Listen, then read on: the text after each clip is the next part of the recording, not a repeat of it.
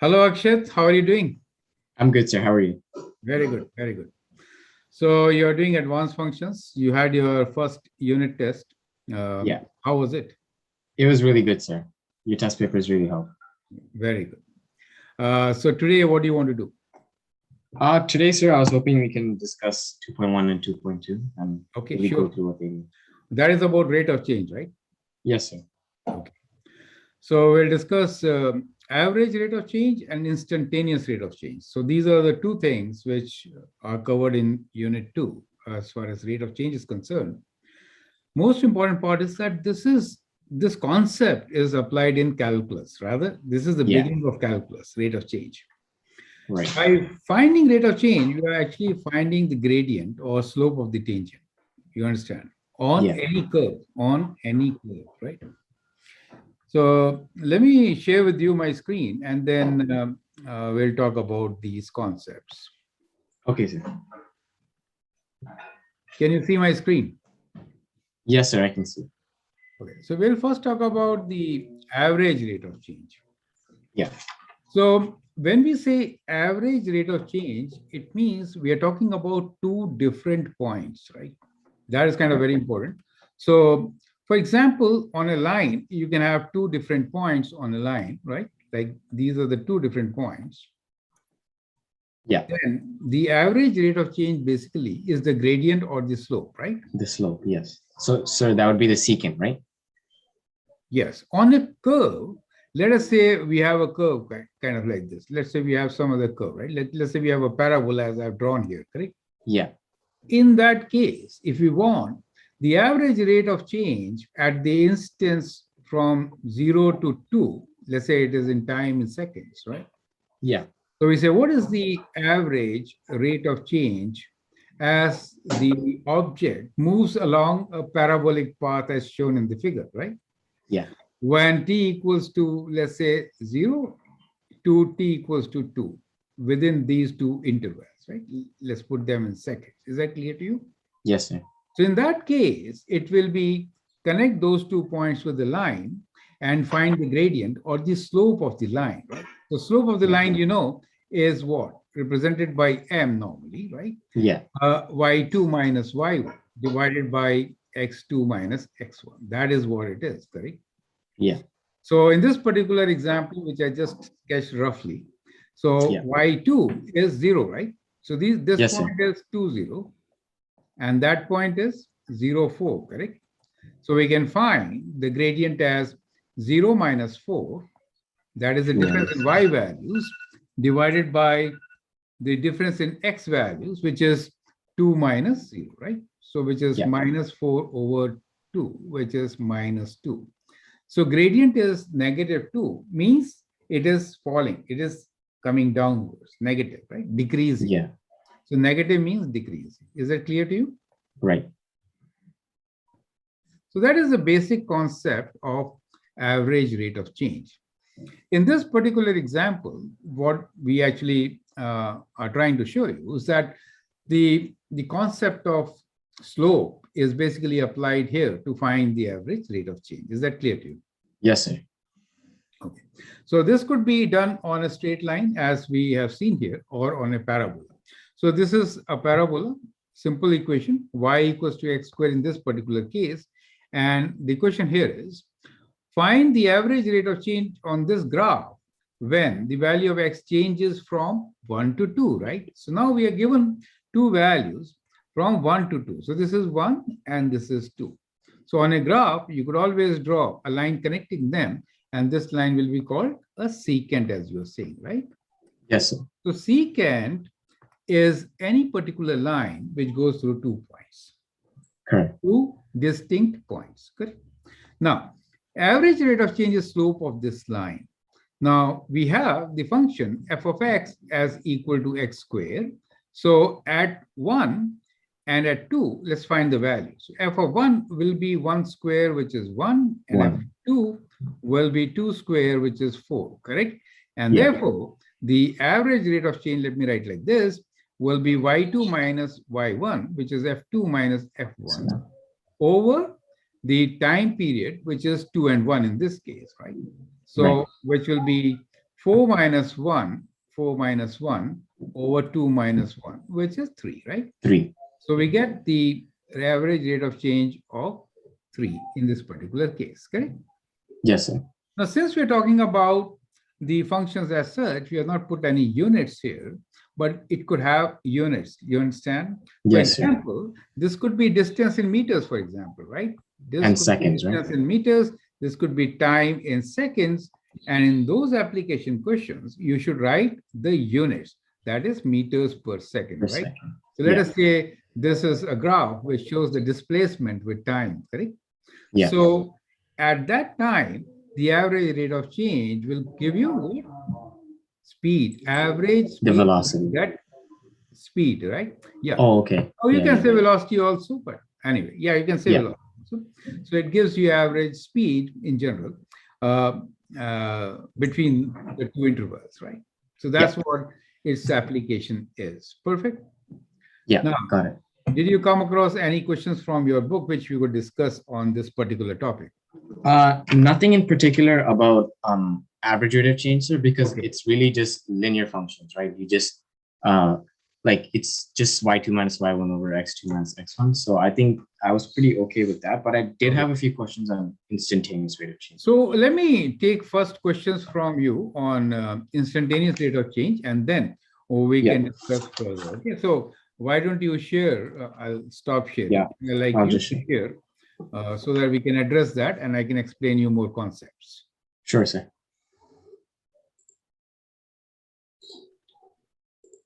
You can see, sir? Sure, yes, I can. Yeah, it was actually like a 4-part question, right? So 7A, B, C, D. It's just that D, I had a few doubt on that. Okay, let's go through the question. Yeah. Yeah, right. Perfect. So can you read the question, please? Yes, sir. The population of a town in thousands is described by the function P of t equals to negative 1.5 t squared plus 36t plus 6, where t is the number of years after 2000. Correct. What is the average rate of change in the population between years 2000 and 2024? Yeah, so interval 0 and 24, right, sir? Right. Yeah, so because it is after 2000, so basically it is T2 is 24, right? Yeah. And T1 is what formula? Initial value 0, correct? Just 0, yeah. Yeah, because that's a difference, right? Remember, this is a population of town in thousands. So whatever answer you get will be in thousands, correct? Yeah. So what I is think the the average answer was change? 0. That is, yeah. So that is clear, right? This is easy. You can plug in the values and find it out, correct? Yeah. So remember, when you find this answer, that is, you will write P24 minus P of 0, right? Yes, over sir. 24, the answer will be thousands, right? So whatever you get, once you calculate, you should write thousands, right? In numbers, correct? Yeah. Okay, so part A is clear. B, what is the part B? Sir, so for part B, does your answer to part A make sense? I think they were asking that because the answer for part A was 0, right, sir? So I wrote, yes, it does make sense because the population might have grown and then come down. So there was no net change. So negative coefficient really means if you're sketching the graph, it will be something like this, correct? So maybe the 2 points are like this, right? So you get a horizontal line, right? So that is possible. So it has gone up and then come down. It does make sense. You're right. Yes. Yeah. Part C. And part C, sir, you just justify your answer for part B by finding the change in population from 0 to 12 and 12 to 24. Okay, so this and this, right? Okay, you could do that. Perfect. And then D was the questions. For what value of t is the instantaneous rate of change in the population 0? Very good. So what you really do is, you see, for what value of t is the instantaneous rate of change of population 0. So basically, it's a horizontal tangent line, correct? Right. Then the slope is 0. So you have to, at the turning point, you have to get a horizontal tangent line. Oh, okay. So that the is vertex? the point where the rate of change will be 0. Is that clear to you? So when you sketch the graph, then the vertex will be the horizontal. So you can find the vertex here by doing minus b by 2a. 2a, and plug that into the equation. Minus b by 2a, you get time t, right? Which will be in this case minus 36 by 2 times minus 1.5, right? Which is 3, right? 3. So minus 36 by minus 3, which 12. is 12. So at t Okay. equals to 12, okay, which is t equals to 12, you will get instantaneous rate of change as 0. Is that clear to you? Yeah. Wow. It was so simple. I was like doing everything, quadratic formula and everything like that. So that is how you have to do it, okay? Yeah. Thank you, sir. So I hope this concept is absolutely clear. Let me Yeah. discuss with you now. Another very important question. Let's clear this. Yes, sir. Shall I stop sharing? Yeah, you stop sharing. Yeah. Okay.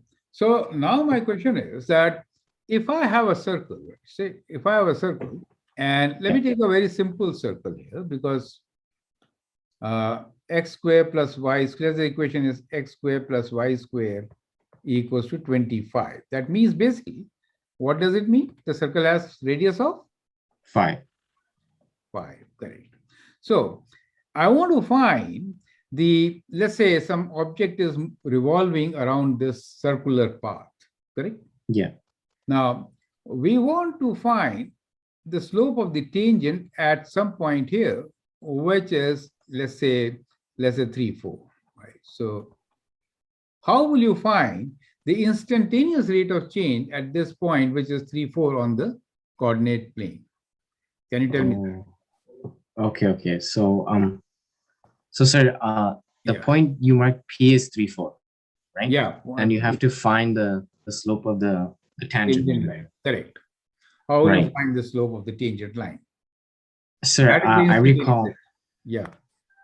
So it's perpendicular to that line, right? So I think you would apply, you would apply some changes upon the coordinates, and then I think you would plug it into the formula.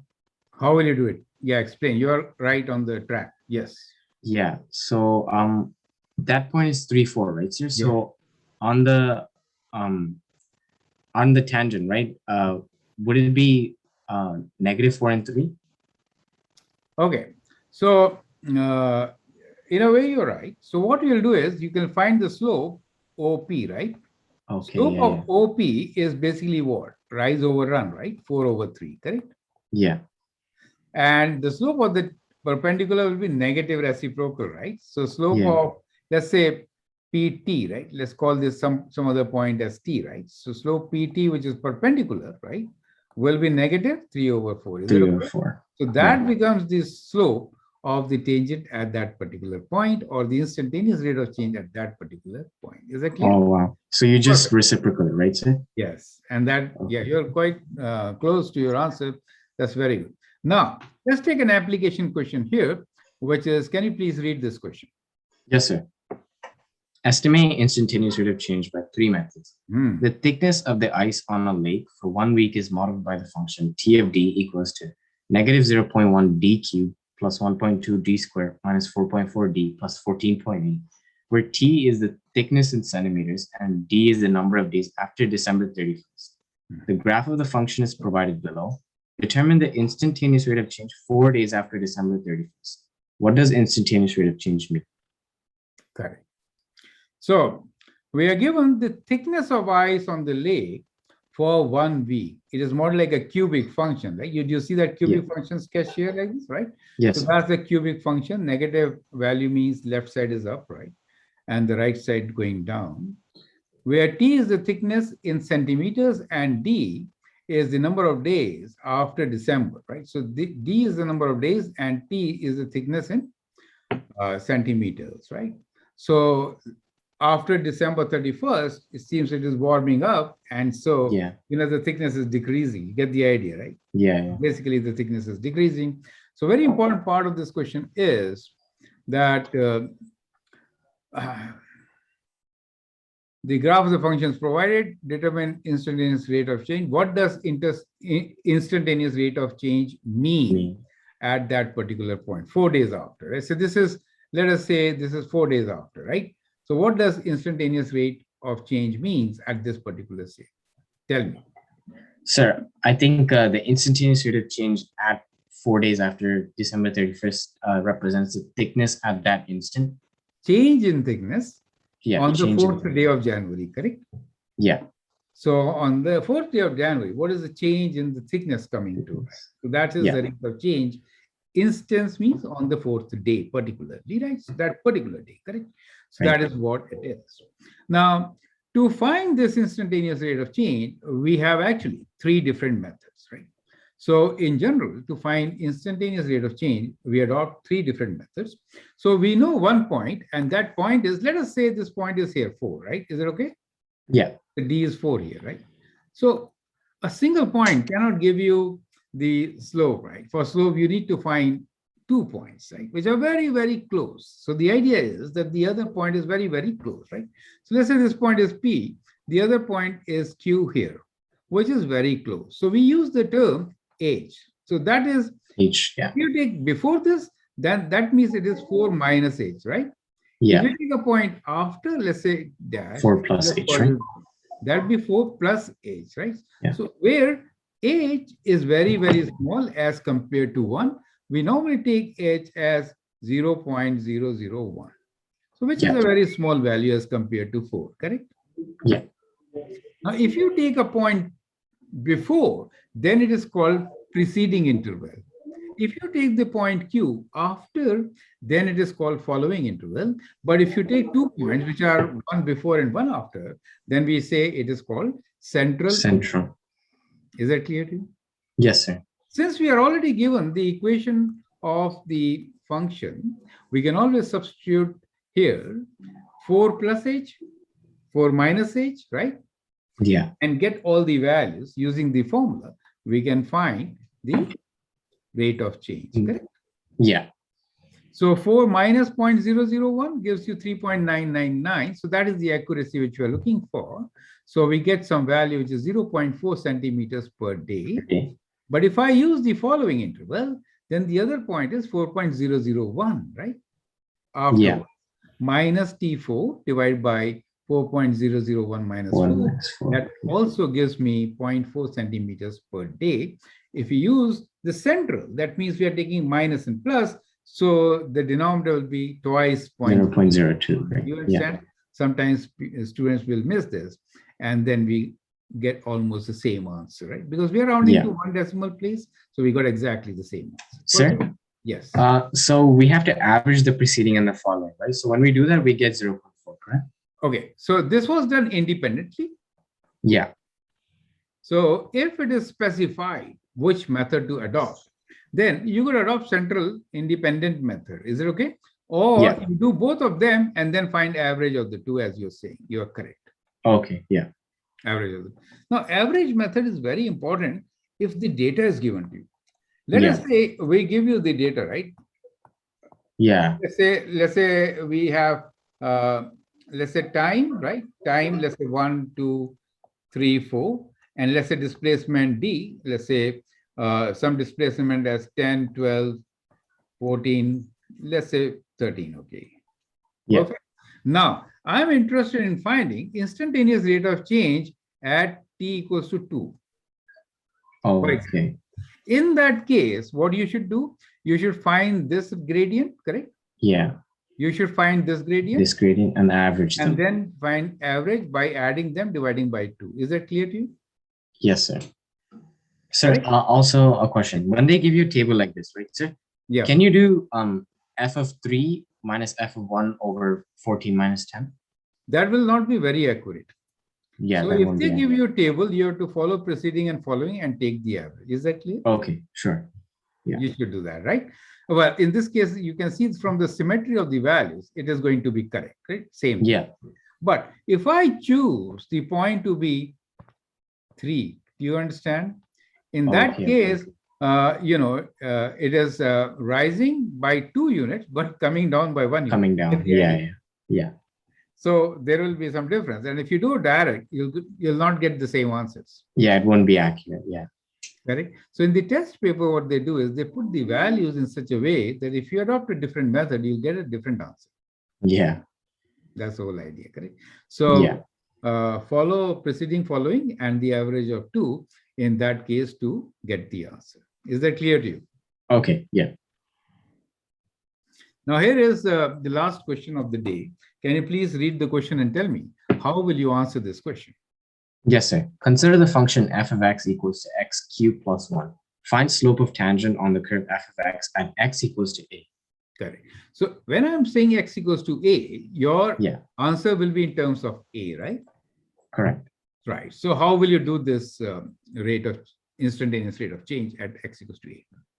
Okay, so sir, I think like yeah, you have the formula there, right? F of a Yes. plus h, the difference quotient. So since it's a cubic function, right, sir? You would cube the a plus h and Whole then cube. a Yeah. cube plus 1, right? Yeah. Yeah. And then you would expand and then Correct. So yeah, and then you should know the expansion of a plus b whole cube. Do you whole understand? cube, yeah. You should remember this is very important from test point of view.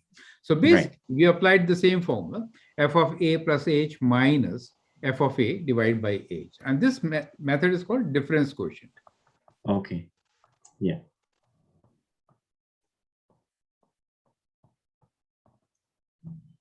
So that is the general method. Yeah. Sir, for Yeah. the formula of a cube plus b cube, right? It would be. Let me write down. So a plus b cube is a cube plus 3a square b plus 3ab square, right? Plus b cube. B cube, okay. And if it is minus, right? So b and b, these odd powers of b will be negative. Signs change. Even powers will remain positive. Is that clear to you? Yeah. So that becomes the formula. So most of the time you'll be using a plus h. So you'll use that a plus b formula. So we have now a plus h means replace x with a plus h. So you get a plus h whole cube minus 1, because we are finding the slope of the tangent line f(x) at x equals to a. So x is replaced by a plus h. That is what it means, correct? So when you want to find f of a plus h, it basically means in this case, which is x will be replaced by a plus h whole cube. 1 will remain as 1. Is that clear to you? Yeah. So we'll get the first part, which is f of a plus h. The second part is minus a, only a, right? So x is replaced by a, right? So a cube plus 1. When you expand a plus h whole cube, and then you will see that the constant terms, they will get cancelled. A cube is also getting cancelled, right? Yeah. Only the terms which have h in it remains, correct? Right. Yeah. Only the and you terms factor, right? H remains. Do you see that? And therefore, this h can be factored. Once you factor, you cancel with the denominator. Oh, okay, okay. Always it will happen like this. And at this stage, once you cancel, you know h is very small. That means we say h is approaching 0, correct? 0. So in that case, all the terms, especially this, will be 0. Is that clear to you? Okay, so we can just put them as 0, right? You can put them as 0, as I have done here, and you get 3a square as your answer. Is that clear? Okay, so the slope of the tangent when x equals to a would be 3a squared. 3a squared, right? Okay. So here we have shown you the graph of f of x, which is in green. This is a cubic function shown here. Yeah. So that is the graph of the function x cubed plus 3 plus 1. It has moved 1 unit up, correct? So when you find the derivative, do you see it as a parabola, 3a square? So this is shown in orange is the 3a square graph. 1 degree lower. You get the idea? So at any point A, we will, that point on, let's say we consider 1. So at 1, the answer will be 3. Do you see at 1? Yeah, 1 squared times 3. Yeah. Yes. You see that 3 on the graph? Yeah. So the parabola is actually the gradient for the cubic function, 1 degree lower. So when you are dealing with polynomials, in that case, the gradient or the instantaneous rate of change is a polynomial whose degree is 1 lesser than.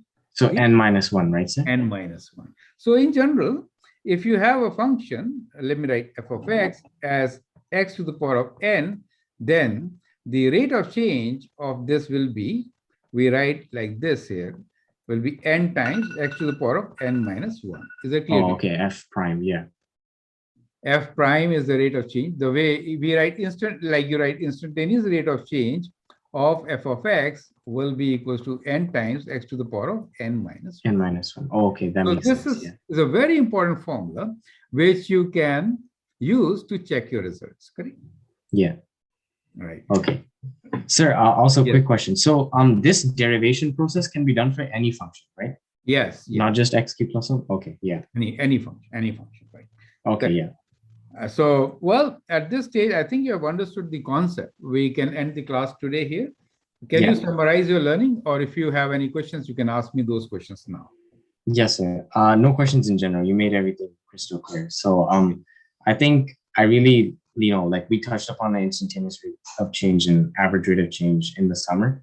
And it's been quite some time, right? Yeah. But I still remember the main concept and the difference quotient, how to use it. And today, like I just learned the new method where you can factor out the H and use it as like just a checker to see if you're right.